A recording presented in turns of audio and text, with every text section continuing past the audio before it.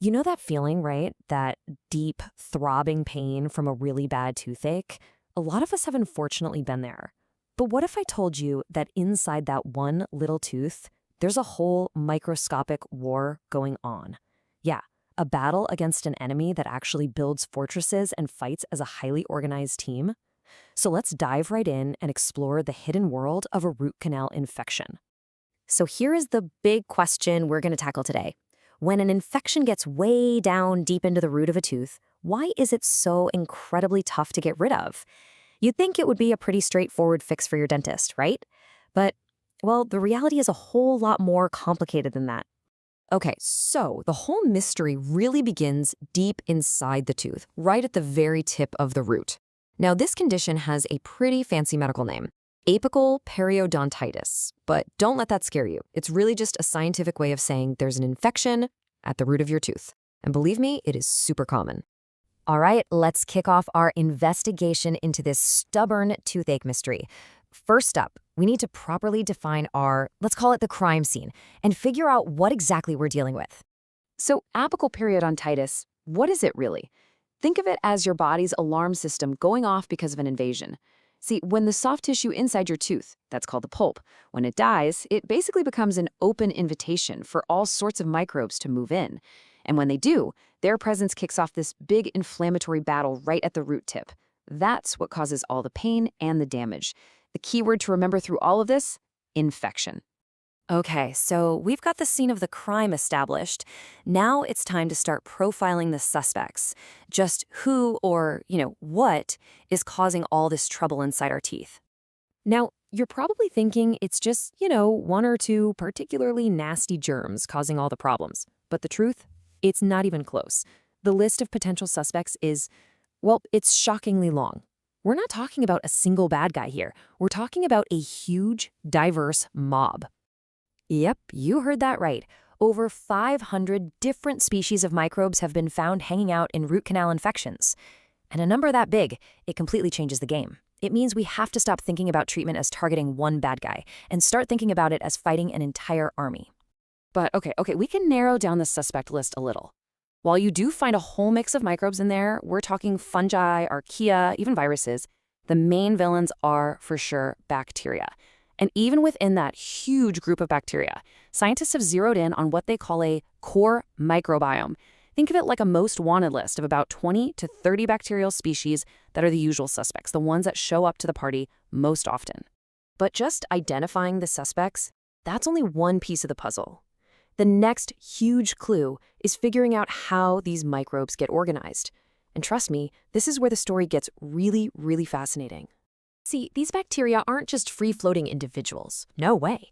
They build themselves a fortress. It's called a biofilm, and it's basically this incredibly sophisticated, cooperative community that attaches itself to the walls of the root canal. They're all encased in this slimy, goopy matrix that they produce themselves.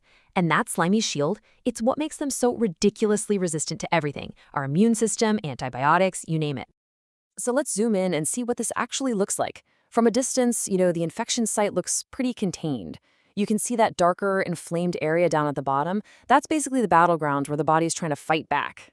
But as we push in closer into the root canal itself, the picture starts to get a lot clearer. All that dark blue stuff you see, that is not just random debris. Those are dense, highly organized colonies of bacteria, literally clinging to the canal walls. And now we're right up close. This is it. This image just perfectly shows their fortress. These blue-stained bacteria have formed this thick, textured community. This is the biofilm we've been talking about. It's their shield, it's their home, and it's the #1 reason they are so incredibly difficult to get rid of. And get this, these fortresses aren't a fluke. They're standard operating procedure for these bacteria. I mean, studies show that biofilms are found in a whopping 80% of untreated canals. And even crazier, in teeth that have already had a root canal that failed, they're still there in almost 75% of those cases. They are incredibly persistent. And this leads us to what is maybe the biggest plot twist in this whole mystery. You see, for years and years, scientists were on the hunt for a single culprit, one specific bad guy bacterium. But it turns out, they were looking for the wrong thing entirely. The big shift in thinking is right here in this quote. The The focus has moved away from this idea of a single pathogen. Instead, there's this new realization that the community is the real source of the problem. It's not about finding one specific toothache bacteria. The disease is caused by the collective action of the entire microbial community working together. Basically, the gang is the villain. And what's really wild is that no two of these microbial gangs are the same. Seriously, take a look at this. Each one of those vertical columns is a different patient, and the colors are different kinds of bacteria. Just look at how different they all are. It's like a unique microbial fingerprint for each infection. So even if two people have the exact same symptoms, they could be dealing with a totally different mix of bad guys. So let's just put it all side by side to make it super clear. The old theory was all about hunting for a single pathogen, one bug that's responsible for the disease. But the new reality, it's that the disease is the result of the collective action of the whole community. We're not fighting a lone wolf. We're fighting a complex microbial society where the group is way more dangerous than any single member on its own. So accepting this whole community as the villain idea completely changes how we have to think about disinfection. It demands a whole new strategy. And here's the first big problem. The bacteria don't just hang out in the main, easy-to-reach canal. A root canal system isn't some simple, smooth tube. It's more like a maze, filled with all these tiny, complex side tunnels and little nooks and crannies. And you guessed it, the bacteria invade all of them, hiding out in places that are just ridiculously hard to get to and clean. So let's just recap why disinfection is so darn difficult. First, you've got the bacteria hiding out in all that complex anatomy, those little isthmuses and side canals. Second, they're wrapped up and protected by that super resistant biofilm fortress. And third, because every single infection has its own unique mix of microbes, a simple one-size-fits-all approach, well, it's probably not going to cut it. So the big question is, where do we go from here? Now that we know we're not just fighting a single microbe, but laying siege to a whole fortress, what new weapons can we actually design to take it down? We have to start thinking smarter.